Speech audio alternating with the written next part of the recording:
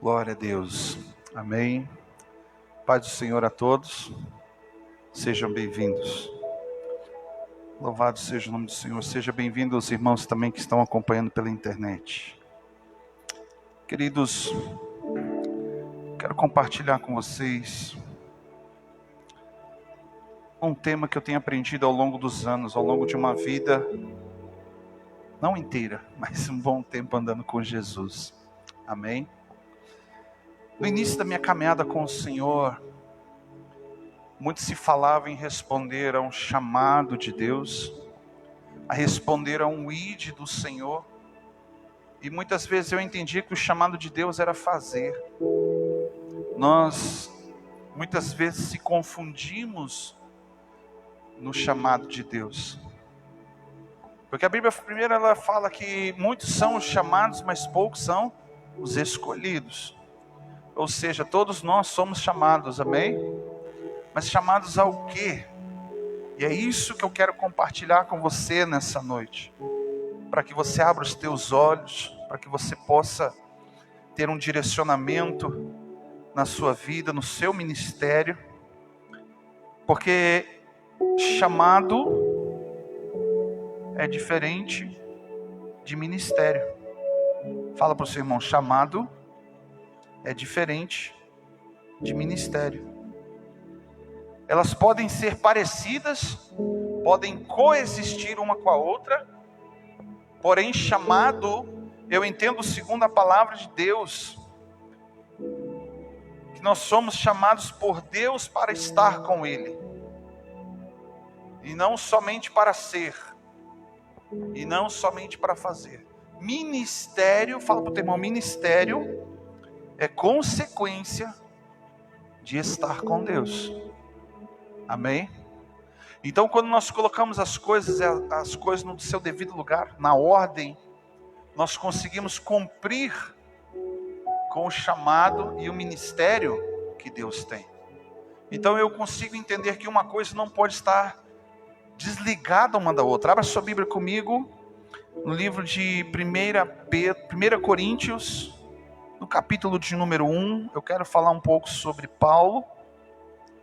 No primeiro versículo, lá no primeiro livro de Coríntios, 1 Coríntios capítulo 1, versículo de número 1 diz assim: Eu, Paulo, chamado para ser apóstolo de Jesus, pela vontade de Deus, e ao irmão Sóstenes, e à igreja de Deus que está em Corinto, aos santificados, fala comigo, santificados em Cristo Jesus, chamados para ser santo, fala comigo, santo, e com todos os que em todo lugar invocam o nome do nosso Senhor Jesus Cristo, Senhor deles e nosso. Versículo de número 1 e 2, Paulo ele está declarando para a igreja de Corinto algo muito profundo, que o chamado ele não pode andar separado de santidade, daqueles que são santificados por Deus. O que é ser santo? O que é ser santificado pelo Senhor? O que é santidade? Para que a gente possa entender, você vai ver, por exemplo, no livro de Isaías, Jeremias, você observa que eles eram homens, profetas, que andavam com Deus e tiveram experiências extraordinárias com o Senhor. E lá no capítulo 6 do livro de Isaías, Isaías declara assim: no ano que ele viu o Senhor assentado sobre um alto e sublime trono, ele começou a contemplar a glória de Deus, ele começou a contemplar e a ver e observar tudo o que estava acontecendo. E a Bíblia diz que a glória do Senhor, a santidade de Deus, encheu aquele lugar. De tal forma que ele entendeu que ele era um pecador. Ele entendeu que havia pecado e ele diz: ai de mim que vou perecendo, porque eu sou um homem de lábios impuros e habito no meio de um povo de impuros lábios. O que é que confrontou o pecado na vida de Isaías no capítulo 6? Foi a santidade de Deus. a glória do Senhor. Então significa que quanto mais eu me aproximo de Deus, quanto mais eu busco a face, a presença e a glória de Deus, mais eu sou transformado, mais porque eu sou confrontado pela santidade daquele que é santo. Ou seja, eu estou sendo santificado por Deus e me tornando cada vez mais santo. Eu quero falar contigo nessa noite sobre isso, um chamado à santidade. Paulo, ele foi chamado por Deus para ser algo em Deus, mas ele passou por esse processo de santificação. Santidade, a palavra santidade, ela vem do termo separar-se. E algumas palavras, algumas frases nós podemos falar de exclusividade. Se você é santo e separado por Deus, você é exclusivo de Deus. Eu escrevi algumas anotações aqui, eu quero ler para você. O chamado de Deus tem muito mais a ver com ser santo, fala comigo, ser santo, do que fazer. Porque o fazer, fala comigo, porque o fazer, ele é colateral, ou seja, ele é consequência de estar andando em santidade com Deus. Você quer entender algo profundo, o que é uma oração? O que é um clamor? O que é uma pessoa que chega diante de Deus, santificada pelo Senhor?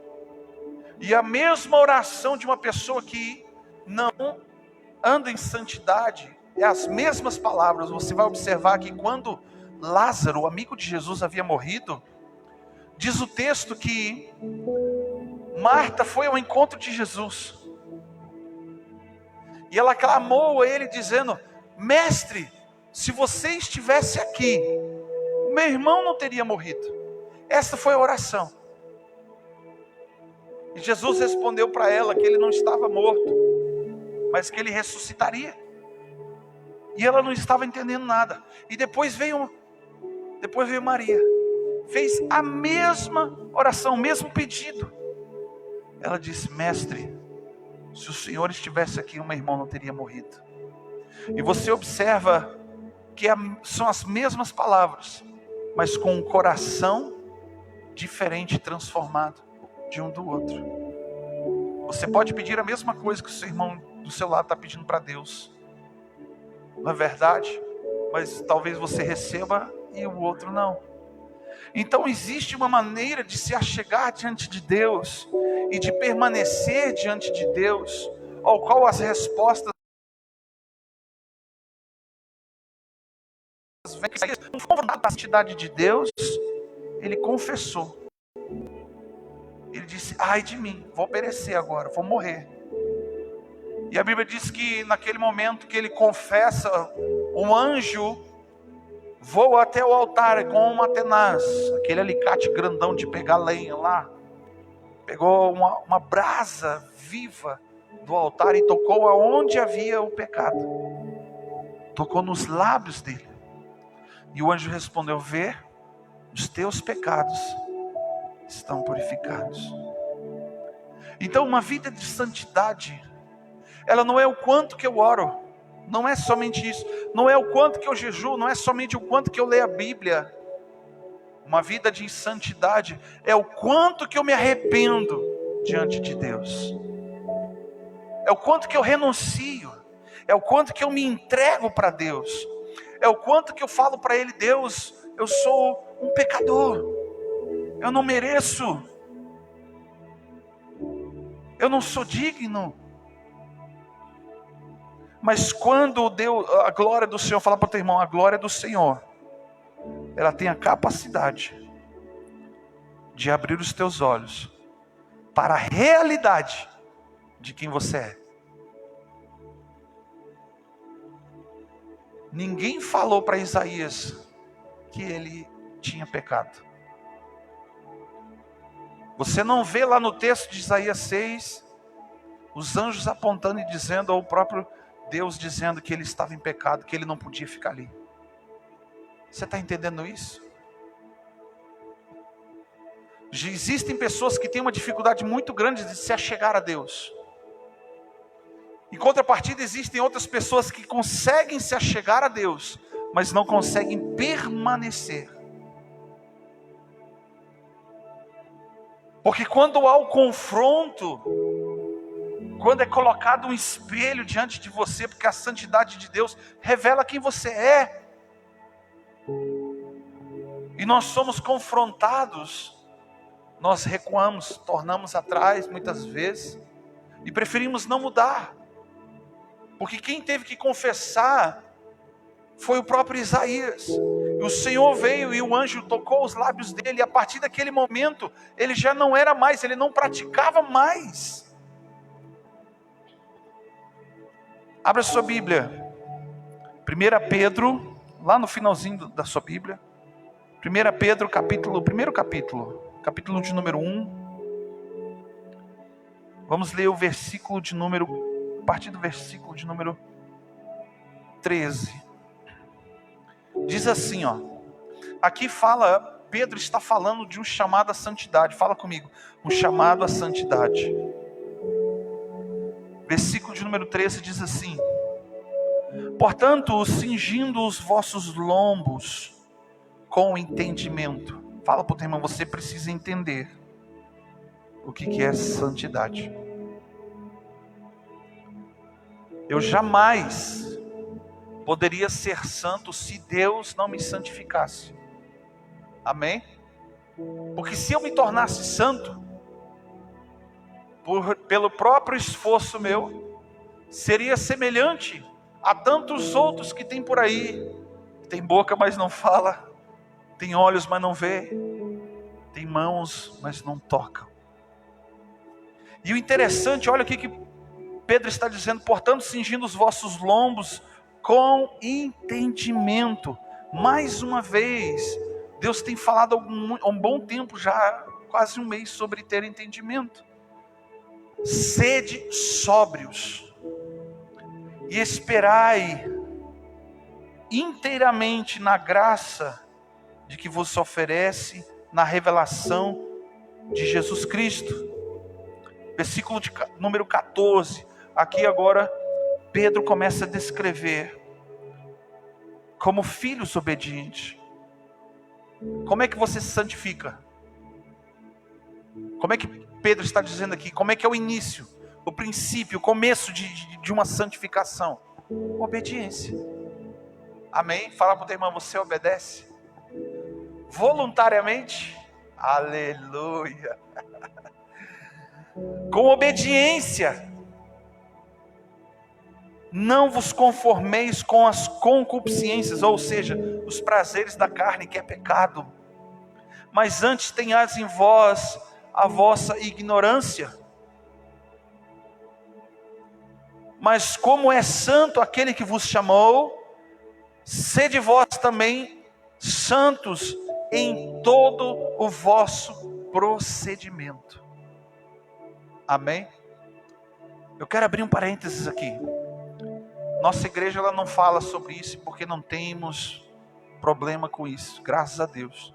Mas essa semana eu fui à casa do meu sogro na quinta-feira e no trajeto a gente ouvindo uma conversa, um bate-papo na rádio, uma rádio cristã. E uma mulher estava falando sobre vestimenta, sobre roupas. E ela estava falando do procedimento, e ela sendo mulher, falando como a cabeça de uma mulher pensa. E eu fiquei interessado naquela conversa, porque aquilo começou a falar muito comigo ali no meu coração. E ela disse assim, que as mulheres, elas estão com o guarda-roupa cheio, mas quando elas abrem o guarda-roupa, elas olham para aquele monte de roupa mesmo. E elas dizem assim, eu não tenho nem roupa nenhuma para vestir. Já viu isso, pastor? Eu não tenho sapato nenhum. E ela começou a dizer algo que eu achei aquilo interessante. Ela disse assim, porque ela abre aquela guarda-roupa e ela olha para aquele monte de roupa e não se identifica. Pode ter um monte de roupa, mas ela não se identifica. Ela pode passar por uma vitrine, um estilista, alguém faz uma roupa, faz um desenho, um formato, alguma coisa. As pessoas passam, olham, algumas ignoram, mas tem alguém que vai parar e vai se identificar com a ideia daquele estilista. Então, meu irmão, entenda isso, que quando tua esposa abrir o guarda-roupa e dizer assim, eu não tenho roupa para vestir, é porque ela não se identifica com aquilo que está diante dela. Fala lá, irmã, assim, irmã, dizer, aleluia, fala a Deus. E os homens vão dizer o quê? Queima ela, Jesus. Mas preste bem atenção. Eu quero usar esse gancho aqui para você entender uma coisa. Assim como eu e você precisamos ser santos e chegamos diante de Deus e somos confrontados com Ele, os céus olham para nós e não nos identifica, porque não andamos muitas vezes em santidade. Você coloca uma roupa, o homem é assim, ele coloca qualquer roupa, de qualquer jeito, nem percebe se está do avesso, né, minha irmã? Nem percebe se está do avesso, não sabe se a roupa está meio manchada, se está suja ou não, se já está, se passou lá no ferrinho de passar roupa, se está bem alinhadinho ou não. O homem é assim, ele pega de qualquer jeito e vai embora. Mas as mulheres observam isso. Mas preste bem atenção. Vestes de santidade significa uma forma com que você se identifica em Deus, a partir de princípio de um estilista lá dos céus, que fez uma roupa espiritual para você. Você precisa se identificar com a santidade de Deus, para poder entender qual que é o seu lugar diante dele. Sabe? Você passa na frente de uma loja e olha uma roupa. O homem não faz isso, talvez. O jovem talvez até faça. Passa na loja de tênis e fica olhando lá. 50 pares de sapato, mas quando ele olha o preto, ele vai lá para a feira. Né? É coisa simples. A mulher não, a mulher escolhe, ela mede, experimenta, entra em 50 lojas. Porque ela precisa se identificar com aquilo que ela está vestindo. Para a mulher é mais fácil, mas para o homem não. Não é fácil se identificar com a santidade de Deus, porque ela traz confronto. Fala para o teu irmão, a santidade de Deus traz confronto. Entende isso? No começo do ano passado, Deus falou algumas coisas comigo e veio uma frase no meu coração, que evangelho sem confronto gera zona de conforto. Por isso que os homens são assim, minha irmã. Usa qualquer roupa de qualquer jeito. Mas fala assim, graças a Deus. Vamos comigo, homem. Graças a Deus, a minha esposa me ajuda nisso. Tem homens que são a exceção. Ele que escolhe a sua roupa. Não é verdade? Quem aqui compra a sua própria roupa? Aleluia. Bem-aventurados sois vós, viu? Você chega em casa, tá lá. Ó, comprei para você, né? As roupas, as vestes espirituais, precisamos se identificar com elas, porque ninguém sai usando uma roupa que não se identifica. E olha aqui que a forma, sede como filhos obedientes, versículo 14. E não vos conformeis com as concupiscências, ou seja, as vontades da carne, que antes tinham na vossa ignorância. Mas como aquele que é santo que vos chamou, sede também vós, santo em todo o vosso procedimento. É a maneira de agir, é a maneira de pensar, é a maneira de fazer, é a maneira de não fazer. Ou seja, santidade é o Senhor o tempo todo. Ora, se invocais o Pai, por Pai é aquele que sem acepção de pessoas, julga segundo a obra de cada um, andar então em temor, durante todo o tempo da vossa peregrinação. Como é sério viver em santidade? É o que você assiste, é o que você ouve, é onde você toca, é onde você pisa. é onde como você se deita, como que você pensa, como que você fala, como que você responde.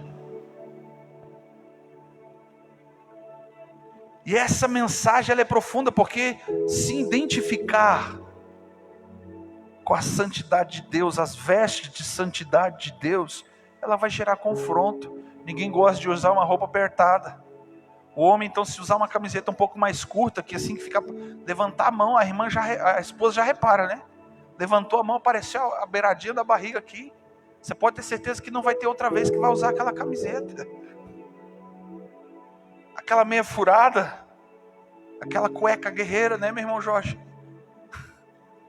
Guerreira, aguentou tantos anos. Aleluia. Mas o ministério do Espírito Santo, ele traz isso para a nossa vida, sabe por quê?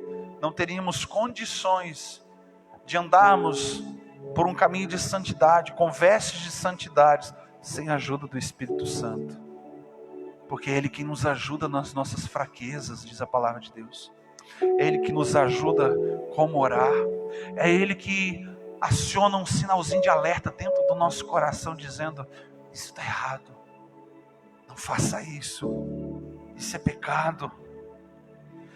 Romanos capítulo 6, volta lá um pouquinho lá, depois do livro de Atos. Romanos capítulo 6. Você talvez já deve ter lido no texto, quando a Bíblia fala da conversão de Saulo. Saulo, ele estava pelo caminho de Damasco e ele se encontrou com Jesus. E ele nunca mais foi o mesmo. Passou 3 dias cego. Mas quando eu lia, na minha falta de conhecimento da palavra de Deus, no início da minha caminhada, quando eu li esse texto, irmão Jorge, achei que depois de 3 dias, Paulo já saiu por aí cheio de agenda, pregando para tudo que é lugar e congresso, e expulsando demônio, e curando e ressuscitando. Mas levou um bom tempo. Todos acharam? Olha o que diz, Romanos 6, 22. Mas agora, libertos dos pecados, fala comigo, liberto do pecado, e feitos servos de Deus, tende o vosso fruto para a santificação, e por fim a vida eterna. Pois o salário do pecado é a morte, mas o dom gratuito de Deus é a vida eterna em Cristo Jesus nosso Senhor.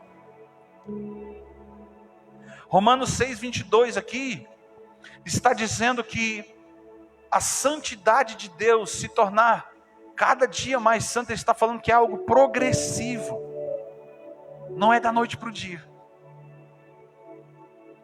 Você está entendendo? Não é da noite para o dia. E é por isso que eu pensava que depois de 2 ou 3 dias, 1 mês, orando, 1 ano, 2 orando, que as coisas seriam diferentes, porque você olha para pessoas que já caminharam muito, e são muito diferentes. Mas fala para o teu irmão assim, graças a Deus, eu tenho chance, que é gradativo. Olha como que Deus é bom. Ele não vai sair botando as pessoas para correr na tua frente assim, não.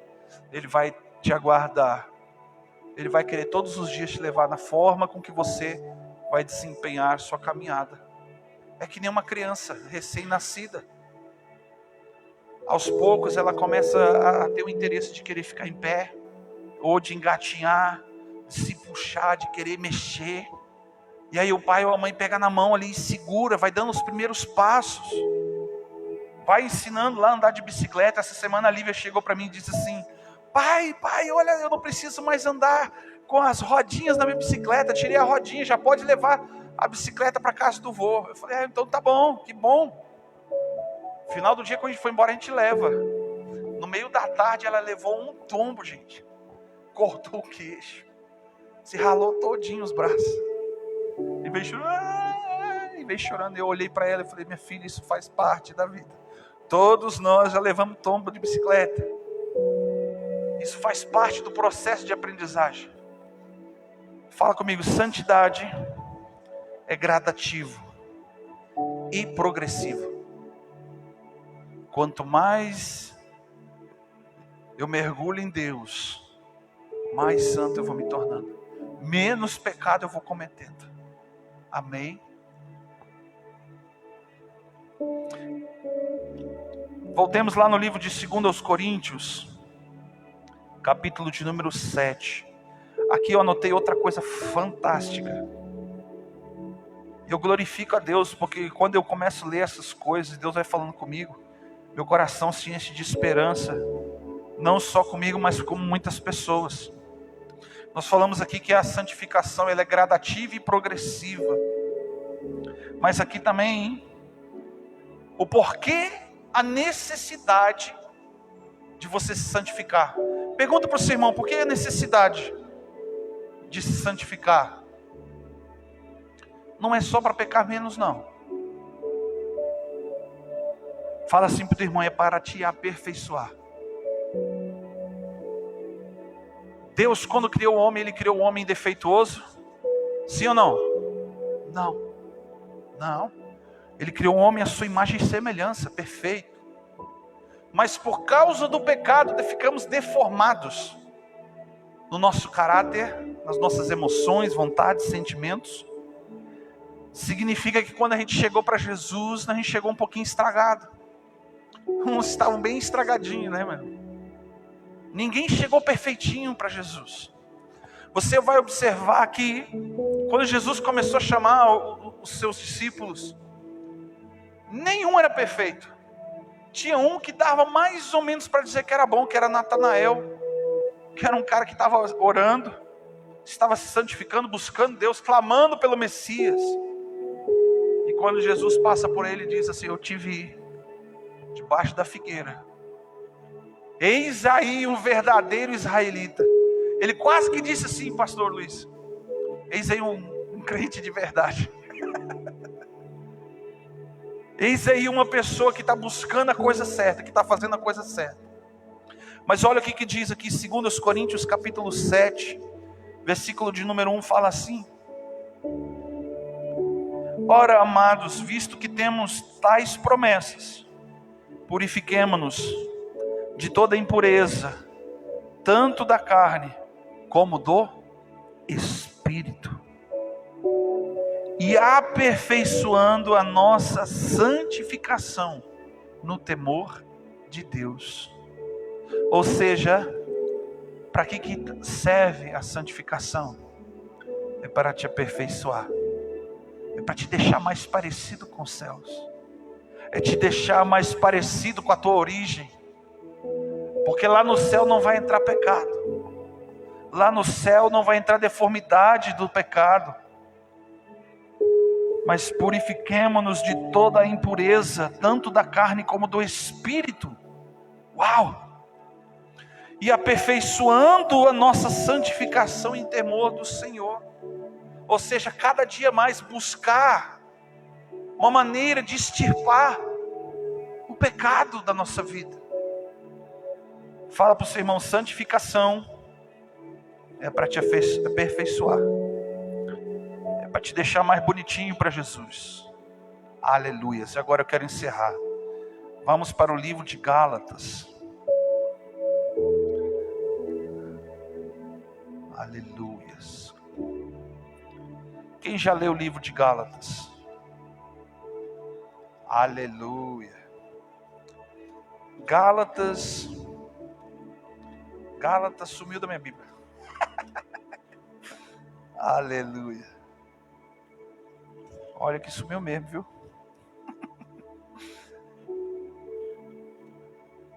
Deixa eu ver aqui.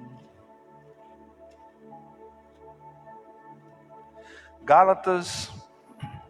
Achei. Gálatas capítulo de número 5.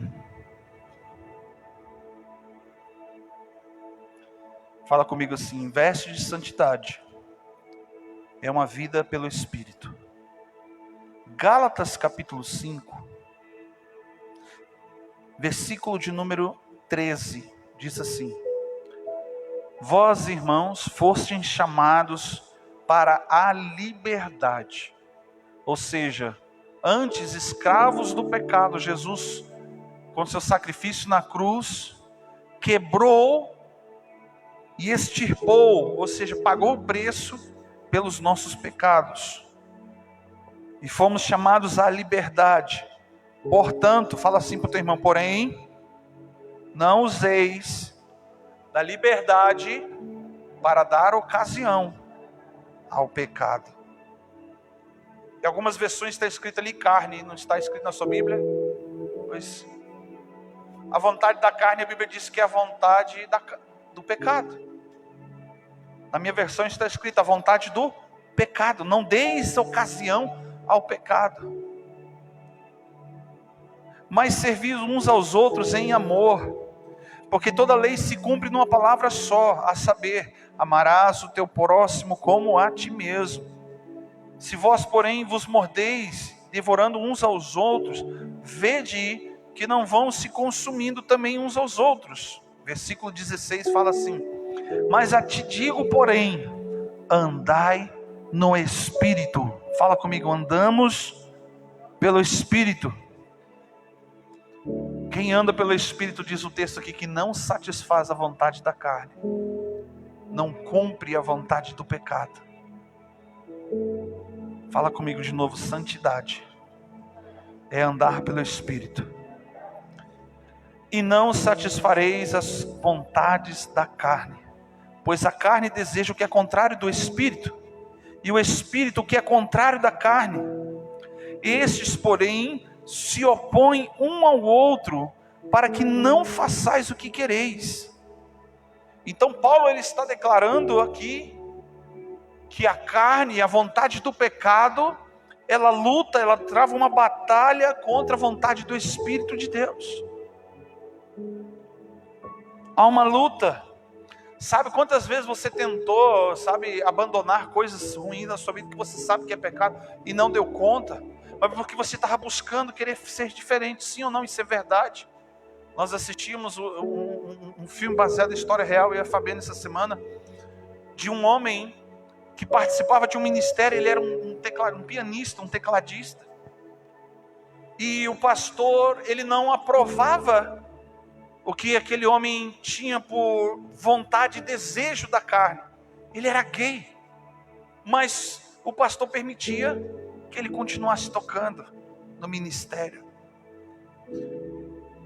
E ele acabou ficando doente, pegou doenças que vieram por causa da escolha dele. Deu ocasião à vontade da carne e o pecado foi consumado. Preste bem atenção. Existem coisas, e ali naquele momento no filme ele pergunta para o pastor: pastor, eu quero ser salvo. E o pastor respondia para ele só assim: ser gay não significa ter atitude de gay. Olha a resposta que o pastor deu para ele. Ou seja, ele estava falando que aquilo que aquele homem estava lutando não significava que ele tinha que continuar vivendo com aquela prática. Mas não era isso que aquele homem queria. Aquele homem só queria ser liberto, só queria ser curado. E ele acabou morrendo. Mas olha que um dia eu fui assim. Tinha coisas na minha vida que eu falava assim: Deus, há tanto tempo eu oro, e de repente eu estou fazendo tudo de novo errado. De repente eu estou caindo no mesmo erro. Quantas vezes você já cometeu o mesmo erro? Talvez dezenas ou centenas de vezes, ou milhares de vezes. E o fato aqui não é o quanto que você continua no mesmo pecado. O fato aqui é o quanto que você se arrepende dele. Porque Deus, ele sonda a intenção do teu coração. E se você se arrepende, significa que você vai mudar de atitude. Isso cabe a quem? Bate assim no teu peito: sou eu. Mas aí você se vê de novo cometendo o mesmo erro. Então você entende que agora não depende só de você. Porque se dependesse de você, não seria necessário a cruz. Você está entendendo isso? Se dependesse de você ser santo, não era necessária a cruz. Se dependesse de você, pelo teu esforço, do tanto que você ora, do tanto que você jejua, do tanto que você lê a Bíblia, ou do tanto que você vai ao culto, não seria necessário a cruz. Porque este papel não é meu. Fala comigo, graças a Deus. Eu não sei se você está entendendo, queridos. Você deve sim continuar uma vida de arrependimento, buscando santidade ao Senhor. Mas o que eu quero dizer para você, não se deixe consumir por um sentimento de culpa que não é sua. Porque jamais você vai vencer o pecado na sua vida. Você sabia disso? Jamais. Mas tem uma grande diferença daquele que se arrepende, daquele que tem consciência de que precisa ser perdoado, de que precisa ser lavado e remido pelo sangue do Cordeiro, porque são cadeias espirituais que amarram a vida das pessoas e que tornam elas cada vez mais deformadas para o pecado. A diferença entre nós e as que estão no mundo não é porque eles são ímpios, não creem em Jesus, não creem em Deus, ou não aceitam, não confessam. A diferença entre nós é que eles pecam mais e a gente peca menos. Ou seja, não tem diferença. Por isso que eu entendo porque Deus amou o mundo, todos, de uma tal maneira. Porque seria impossível que pelo meu esforço ou seu esforço, você alcançasse santidade, ou fosse lavado e remido dos seus pecados, ou vencesse o pecado na sua vida.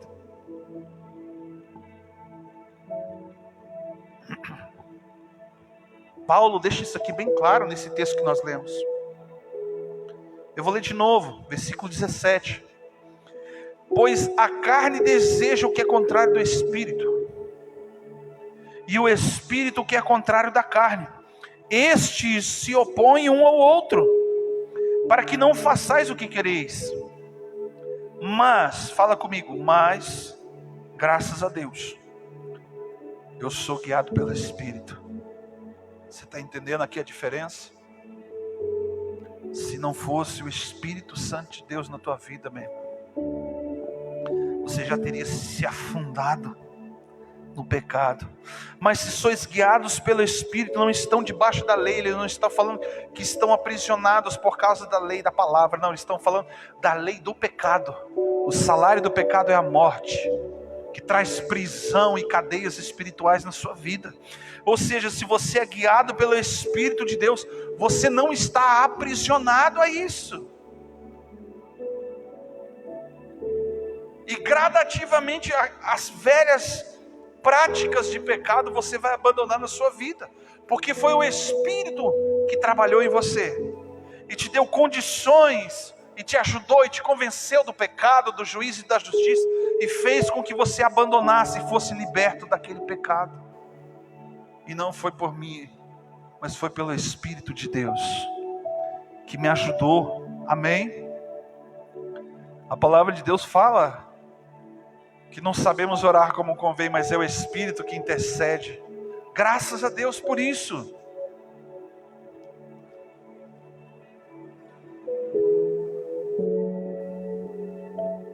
Versículo de número 18, 19, fala assim: mas as obras da carne são conhecidas, aos quais são prostituição, impureza, lascívia, idolatria, feitiçaria, inimizade, porfia, ciúmes, ira, peleja, dissensões, facções, inveja, bebedices, orgias e coisas semelhantes a estas. Coisas que destroem o teu corpo, coisas que destroem a sua mente, coisas que destroem a sua família, coisas que destroem a sua vida. Isto é pecado.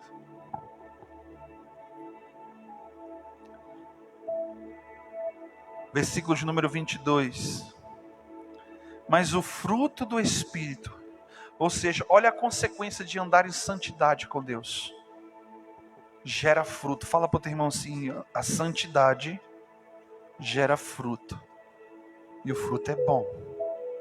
Aleluias, graças a Deus.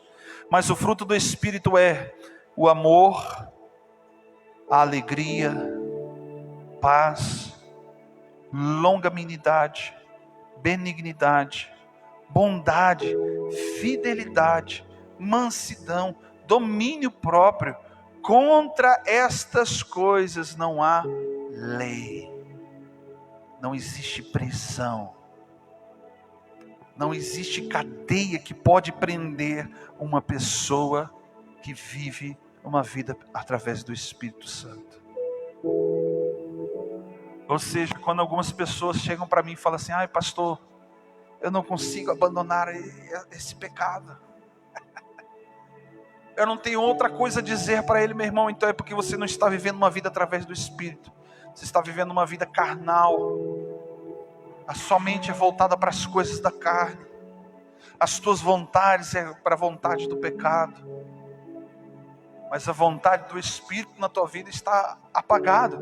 Por isso que nós lemos nos textos anteriores que precisamos ter renovados e santificados o nosso espírito. Olha só, porque existe o corpo, a alma e o espírito do homem. E o Espírito de Deus dentro do homem. Você está entendendo isso? A mentalidade. Nós falamos essa semana sobre a transformação da mente. Falamos já há um mês para cá sobre o entendimento que precisamos ter a respeito de como que Deus está querendo que cada um de nós venhamos nos posicionar com entendimento em santidade e gerar algo de bom. De repente você está fazendo uma coisa que é boa, mas você não fazia antes. Sabe, eu vou falar um negocinho rapidinho aqui. O meu avô era um homem daquelas educação bem antiga, sabe? Duro. Como diz o gaúcho, mais grosso que pneu de patrola. Então, para você tirar uma caridade do meu avô, o pai do meu pai, pastor Bira, era uma coisa muito difícil. E as pessoas, a família inteira, ninguém gostava de andar com ele, porque ele era uma pessoa muito rabugenta, reclamona. Mas tinha uma coisa que eu gostava de fazer, que ele também fazia, que era pescar. E eu me lembro que quando eu ia para a praia, que eu ficava lá, saía da escola em dezembro, ficava até o começo da aula de novo, em março, ficava lá na praia, na casa deles, ia pescar com ele. Ele me acordava cedo: vamos pescar, guri. Daquele jeitão todo bruto. E aí um dia ele me ensinou a jogar tarrafa. Porque ele já estava muito velho, estava cansado e já não tinha mais disposição para jogar tarrafa, para pegar a tainha. Minha avó gostava muito de tainha. E ele começou a me ensinar a jogar a tarrafa. E aí um dia ele me ensinou a jogar uma outra tarrafa que é bem difícil. Tem aquela bem simples, comum, e uma outra que é uma tarrafa de argola. Não sei se você já viu isso.